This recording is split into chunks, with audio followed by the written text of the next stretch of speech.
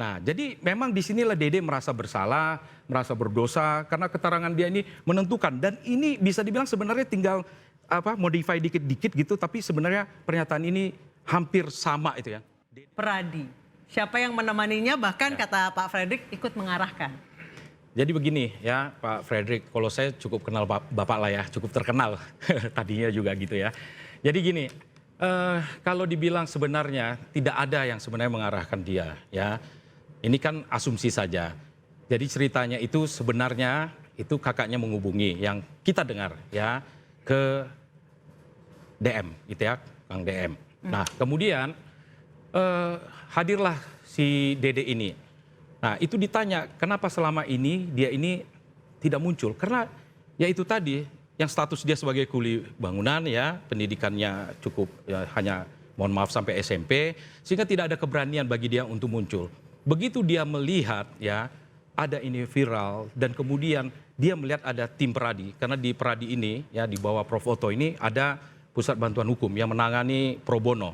Dia jadi ada keberanian untuk muncul. Nah sekarang dia selama ini 8 tahun ini memang itu pengakuan dia tidak tenang hidupnya gitu ya. Dia terbebani, merasa bersalah, merasa berdosa gitu. Dan kemudian dia akhirnya berani untuk menyuarakan. Karena penting sekali kesaksian Dede ini juga ya. Jadi ini tidak hanya sebenarnya kalau kita bicara itu bukan Dede itu sendiri ya. Banyak sebenarnya yang contoh tadi mencabut-cabut ya keterangannya, kesaksiannya. Nah termasuk juga Liga Akbar. Jadi kalau dari keterangan Dede itu dalam BAP-nya itu dia melihat ada kumpul di depan SMP 11, kemudian ya itu melempari ada 2 loh motor di situ yang konvoy. Itulah yang disebut Liga Akbar, BAP-nya kan begitu.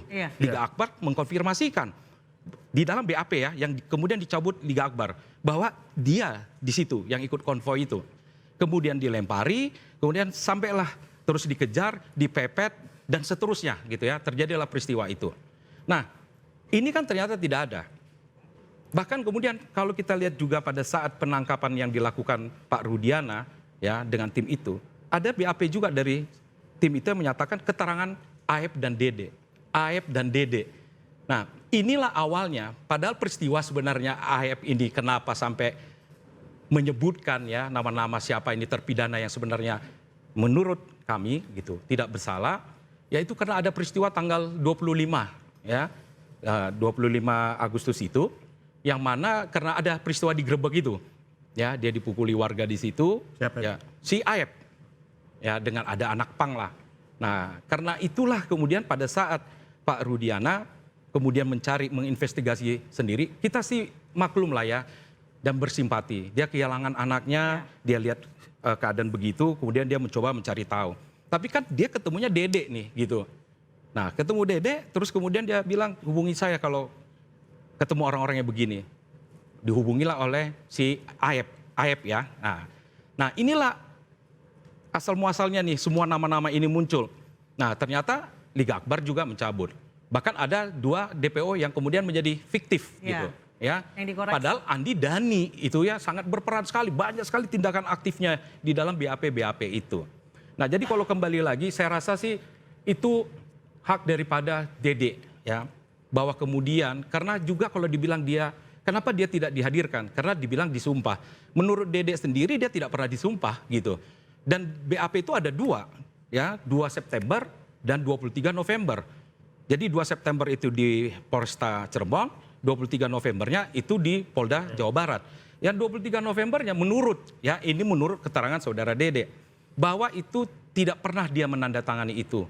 Nah, itu hanya ada penambahan di situ itu karena keterangan jamnya saja. Karena di BAP yang sebelumnya itu pukul 10:30 malam ya.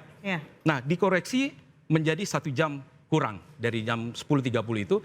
Karena katanya handphonenya jamnya itu error di situ. Karena memang peristiwa itu jadi nggak sinkron. Nah jadi memang disinilah Dede merasa bersalah, merasa berdosa. Karena keterangan dia ini menentukan. Dan ini bisa dibilang sebenarnya tinggal modify dikit-dikit gitu. Tapi sebenarnya pernyataan ini hampir sama itu ya. Dede dan Aep. Sehingga dia menyatakan dia tidak tenang hidupnya, merasa bersalah, merasa berdosa gitu ya. Dia muncul. Soal dia muncul bagaimana caranya, itu urusan lain ya. Ya, jadi dia siap menggantikanlah para terpidana itu karena dia merasa bersalah itu. Saya ke Bu Elsa. Bu Elsa berarti tinggal satu saksi. Oh enggak, Tinggal masih A. ada saksi yang lain. Akan Anda munculkan? Nanti aja itu kan nanti perlu pembuktian. Kami sudah dari Perhaki sudah memberikan somasi 3 kali 24 jam. Itu bagaimana somasinya? Nanti habis hari ini kita akan rapatkan tindak lanjut terhadap somasi kami. Dan kemudian Berarti akan lanjut ke ranah hukum, Bu Elsa? ya pasti dong. Karena masalahnya ini kan sudah pertama memberikan ujaran kebencian ya kepada klien kami yang dalam hal ini harusnya mendapatkan suatu kesusahan yang empati. Tetapi dengan ini seolah-olah dia itu seorang yang dalam kesedihan tapi dia seolah-olah menjadi seorang yang kriminal ya seolah-olah ya. Jadi kita harus meluruskan. Caranya meluruskan adalah memproses hukum mencari kebenaran material ini suatu keadilan. Dan itunya karena ini dilakukan dengan podcast, dengan medsos dan segalanya. Jadi sesuai dengan peraturan Kapolri kita kan harus memberikan somasi. Setelah memberikan somasi tidak ada jawaban, kita bisa lanjut. Karena kalau kita nggak bisa membuat laporan polisi kalau misalnya tidak belum melakukan somasi. Dan semuanya ada data-datanya itu siapa-siapa yang telah melakukan sesuatu yang melakukan ujaran kebencian, fitnah dan pencemaran nama baik kepada klien kami, ya kita akan melakukan tindakan Termasuk upaya netizen, hukumnya. Bu Elsa? Ya, Termasuk netizen-netizen? oh netizen sih bagi kami nggak ada. Itu kan netizen itu kan memang kan mereka lagi euforia seneng kayak begitu-begitu. Yang penting yang memang yang berkaitan dengan perkara sendiri. Dan hakim itu memberikan suatu putusan, pertimbangan putusan. Karena hukum berarti soal pencemaran nama baik dong? Kalau pencemaran nama keringanan, Mbak. Ujaran kebencian. Ujaran kebencian. Baik, silakan Pak Fredrik, kayaknya mau nambahin. Saya akan menanggapin apa yang dikatakan dengan rekan Suhendra.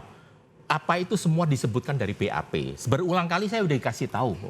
Sebagai seorang profesional, Pak, kalau kita melihat itu adalah dari fakta sidang.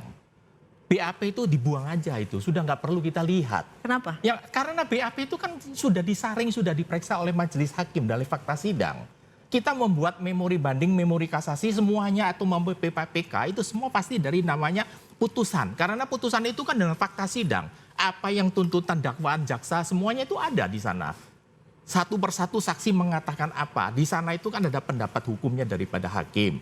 Kedua dalam hal ini yang kita harus bisa memberikan suatu gambaran yang positif. Bahwa saya mempunyai catatan di sini. Dedek yang telah disumpah di penyidik dibacakan di persidangan. Tapi katanya nggak pernah disumpah. Nah, ini ada kok bukti di sini ada. Makanya sebagai seorang avokat. Perkara nomor berapa, Pak? Apa ya? Perkara nomor berapa? Pasal nomor berapa? Perkara Nomor 03 sama 04. Oh enggak dong. Ada semua saya, Pak. Saya Enggak. catat di sini. Enggak. Saya ada di sini tulisannya gimana? Bukan. Di perkara nomor 16, Dedek diakui sebagai berita acara sumpah.